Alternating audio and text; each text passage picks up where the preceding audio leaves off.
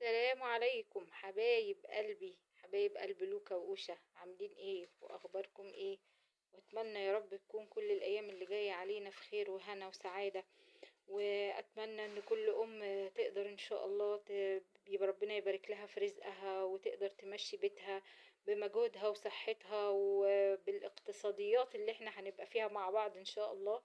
لان ربنا يعيننا، الله المستعان. يعني كنتي زمان بتنزلي بمبلغ لو 500 جنيه اقولك ممكن تمشي في بيتك شهر. دلوقتي والله لو مشيتي بيهم 3 ايام تبقى تحمدي ربنا. هنحاول على قد ما نقدر اوصل لك يعني مشترياتي، واقول لك على قد ما قدرت ان انا اوفر يمكن شوية في دخلة المدارس، بدل ما ابقى مشغولة ان بيتي فاضي وكمان ولادي ومدرسة واعمل ولا اجيب ولا اسوي. طبعا ده جزء بسيط جدا من طلبات البيت، وانت كل ام عارفة وكل زوجة عارفة بيتها محتاج ايه وبيتفتح ازاي، يعني الف به بيت مفتوح بيبقى عايز ايه. فنسمي ونصلي ونبارك على رسول الله، بسم الله ما شاء الله لا قوة إلا بالله. والله يعني كل أم هتبقى عارفة ان اللي انا جايباه دي حاجات لا تذكر، بس انا بحاول اشارككم يومياتي، ولو في حاجة غير الاكل بقدر اقدمها لكم. ونفيد ونفيد بعض بأي حاجة اقتصادية بقدر اجيبها، وادلك على المكان برضو اللي ممكن بجيب منه. طبعا انا صورت عروض من المكان اللي انا جبت منه، وطبعا كلنا هنعرف احنا جبنا منين من خلال التصوير. في سيوف في اسكندرية. فنسمي ونصلي ونبارك على رسول الله ونبتدي مع بعض. ممكن لو لقيت الفيديو هيطول عليكم ممكن انزله لكم يعني على مرتين علشان ما تزهقوش من لوكا. ولو اني انا مش بزهق منكم ابدا، اجمل متابعين في الدنيا ومبسوطة بيكم، وان شاء الله اسرتي تكبر بيكم. بسم الله الرحمن الرحيم، بسم الله ما شاء الله. بصي انا عندي مش عارفه ابتدي لك بالمنظفات، بس هي مش منظفات قوي يعني، بس تعتبر حاجات تجميليه، ولا ابتدي لك بالاكل يعني. فنبتدي الاول بالاكل، ولو لقيته طول هعمل لك المنظفات في جزء تاني. اول حاجه عندي طبعا لا غنى عنه كل بيت، اللبن زي ما احنا شايفينه. والله ده كان عامل اقل كيس لبن، يعني مش هقولك، يعني كان عامل 13 ونص.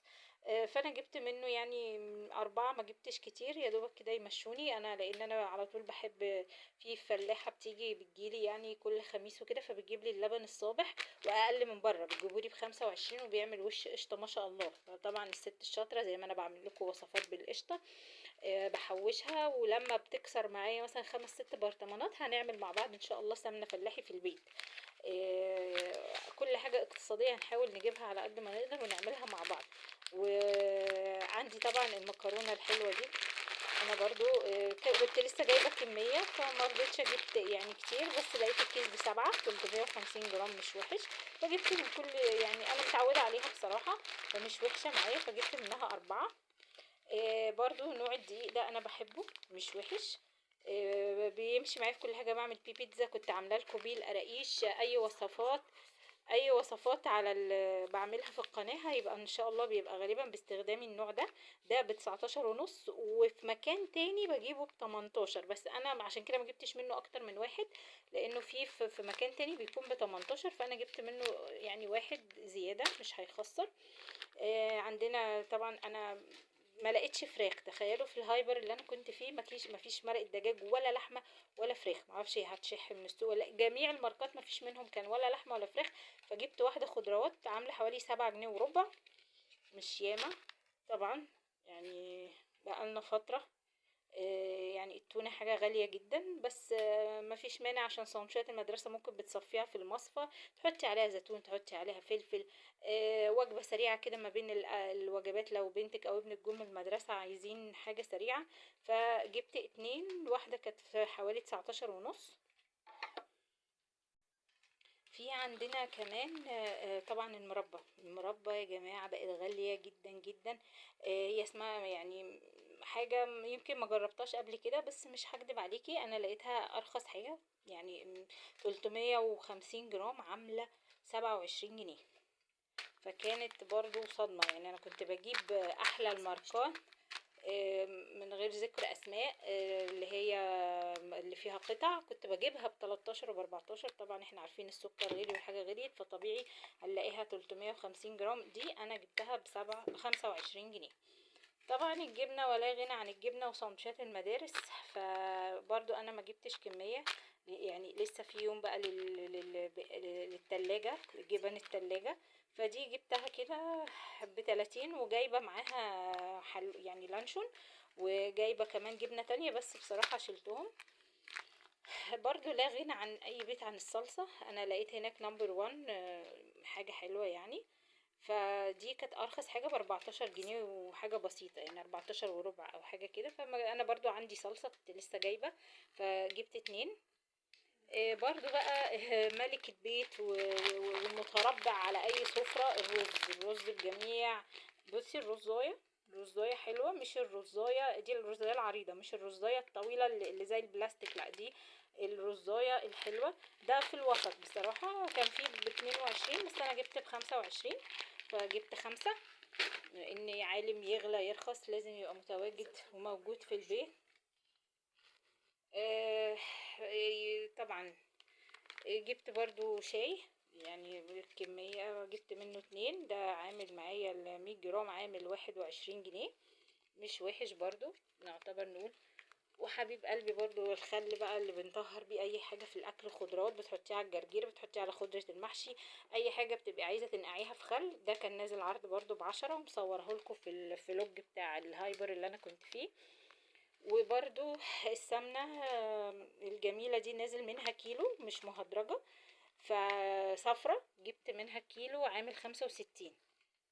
فدي مشترياتي بالنسبة لقسم الحاجات اللي تعتبر ايه، اكل يعني، مش حاجات. طبعا حبيب قلبي لا غنى عنه.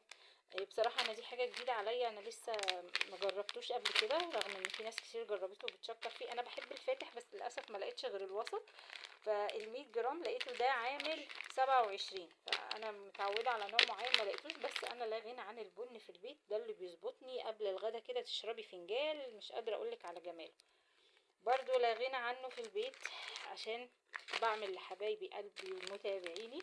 جبت كذا واحد بيكنج باودر، ما بين بقى اسعارهم يعني من 2 وربع ل4، يعني بتهيألي ده اللي ب4 متهيألي يعني، لكن دول 2 جنيه وحاجة. فانا جبت مشكل يعني، ما جبتش نوع واحد، قلت اجرب كذا نوع. عندنا برضو صاحبته واخته ما نستغناش عنها، الفانيليا. طبعا احنا عارفين ان في فانيليا نازله بالبرتقال، وجبت العاديه. عايزه اقول لكم ان السايله وصلت ل14 جنيه، وانبوبه قد كده، يعني لما تجيبش نص ربع صباعك. يعني غالبا كده حبايب قلبي خلاص خلصنا المشتريات. طبعا انتوا عارفين ان البيت عمره ما هيخلى من المشتريات، والبطل اللي لازم يبقى في التلاجة اللي لا غنى عنه، ولا في مدارس ولا في سندوتشات ولا في معجنات، البيض. فانا يعني ايه، جبت بقى كرتونة عشان اريح نفسي شوية من اسعار البيض، طالع نازل طالع نازل. طبعا هنا دول 30 بيضة والبيضة ب5 جنيه، دي ب150 جنيه طبق بيض ابيض. فربنا يعيننا يعني. وهعمل لكم بقى جزء تاني عشان ما اطولش عليكم للمشتريات التانية، وربنا يعيننا كلنا. كل ده من غير لحوم، من غير اي حاجة يعني. شوية الحاجات دول اللي لا يذكروا، 3 4 حاجات قدامي من كل نوع، بس انا جايبة كذا حاجة معدية 700 جنيه، ولا اي حاجة، ولا يقعدوا في البيت. انت عارفة يمكن الرز بس هقولك يقعد معاكي حبة، لكن دول مفيش. ربنا يعيننا، الله المستعان، وربنا يقوي ويقدر كل ونسمي ونسلي ونبارك على رسول الله. بسم الله ما شاء الله لا قوة الا بالله.